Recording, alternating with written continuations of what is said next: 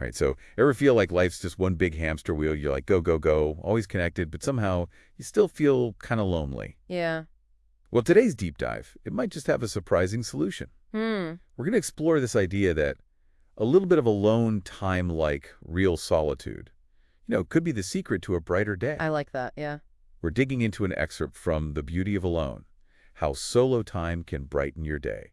And trust me, it's packed with some intriguing ideas that might just flip your perspective. I think one of the things that's really interesting about the excerpt is how it kind of reframes solitude. Like it's not about just being isolated or anything. It's really about intentionally choosing to be alone. Yeah, yeah, And that choice can have some pretty powerful effects. that's a good point. The source is really clear that solitude isn't the same thing as loneliness. Right. So how would you explain the difference? Well, I think a good way to look at it is that loneliness is a feeling that we experience, right? Often it's unwanted and it's about being disconnected. Yeah. But then on the other hand, you've got solitude, which is really about a deliberate action, a choice, choosing to be alone with yourself. Hmm. So one is kind of imposed on us and the other is something that we actively decide to do. And that act of deciding can be really empowering. It makes me think of, those times when you could just sort of slip away for a quiet walk in the park Mhm. and the world just kind of fades away and it's just you and your thoughts. And you're not lonely, but you're definitely alone. And it's so refreshing. Yeah. So what are some of the benefits that the source highlights about this kind of intentional solitude? Well, I think one of the most compelling ones is this idea of reconnecting with your true self. We're always being bombarded by all this external noise, social media, work, demands, news, and it's easy to lose sight of what we actually value and what our priorities are. Yeah, for sure. Solitude gives us that mental space, right? To step back from all of that and just ask ourselves, okay, what really matters to me? It's like instead of being pulled in a million different directions by all these outside forces, you can just sort of tune into your inner compass. So it's less about escaping the world and more about, getting back in touch with yourself. Exactly. It's all about gaining that clarity and that perspective. Imagine using that quiet time to really think deeply about your goals, your relationships, even your purpose in life. Yeah. It's like this incredible opportunity to reconnect with that inner wisdom that we all have. Hmm. It's almost like hitting the refresh button on your mind. Yeah. And speaking of refreshing, the source also talks about a boost in creativity being a benefit of solitude, right? Oh, absolutely. I mean, studies have actually shown that when we're not constantly being bombarded by distractions, our brains are much better at making new connections and coming up with those creative solutions. Oh, interesting. And, think about it, some of our best, moments, those insights, they often come when we're alone, right? Whether we're in the shower or on a walk or just staring out the window. Solitude kind of provides that fertile ground for creative ideas to just blossom. It's like all the noise just quiets down and your own, inner voice can finally come through. Yeah, yeah.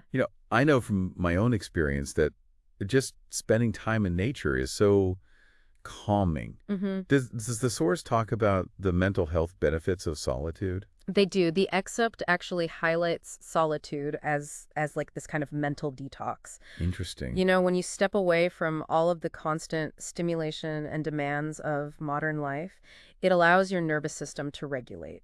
It can really help to reduce stress and anxiety.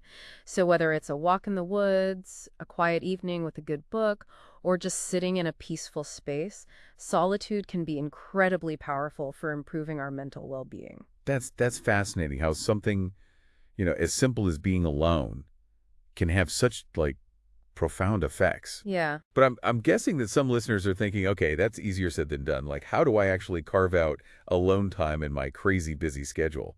Did the source offer any practical tips for that?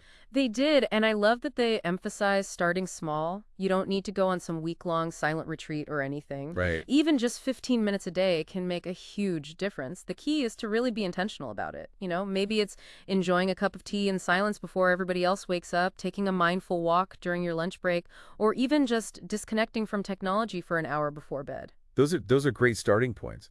The source also mentioned creating a personal sanctuary. Oh, yeah. What do they mean by that? It's basically about having a space, no matter how small, that's just for you. It's dedicated to relaxation and reflection.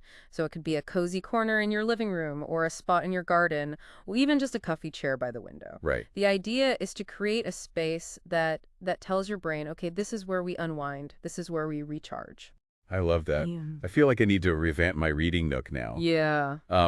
Were there any other tips from the source that really stood out to you? Yeah, they also talked about the power of incorporating mindfulness practices into your solitude. Mm-hmm. So whether that's meditation or deep breathing exercises, or even just paying close attention to what's happening in your body and your senses, mindfulness can make the whole experience of just being present with yourself so much richer.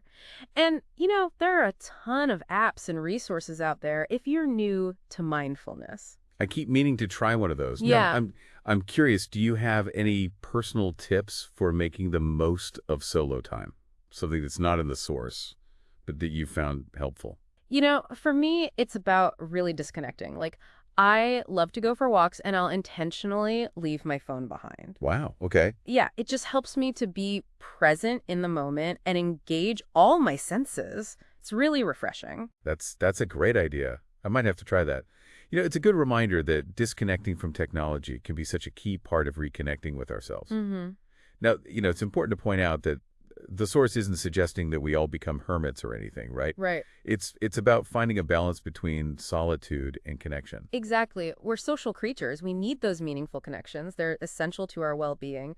But solitude kind of lays the groundwork, right? It allows us to recharge and show up as our best selves in those relationships. It's like filling up your own cup so you actually have something to share with others. Yes. So the key takeaway here is that solitude isn't something that we need to be afraid of. It's actually a really powerful tool for self-discovery, for creativity, and for overall well-being. I see it as an invitation to really explore the richness of your own company. That's beautifully said. So as we wrap up this deep dive, I want to leave you with this question.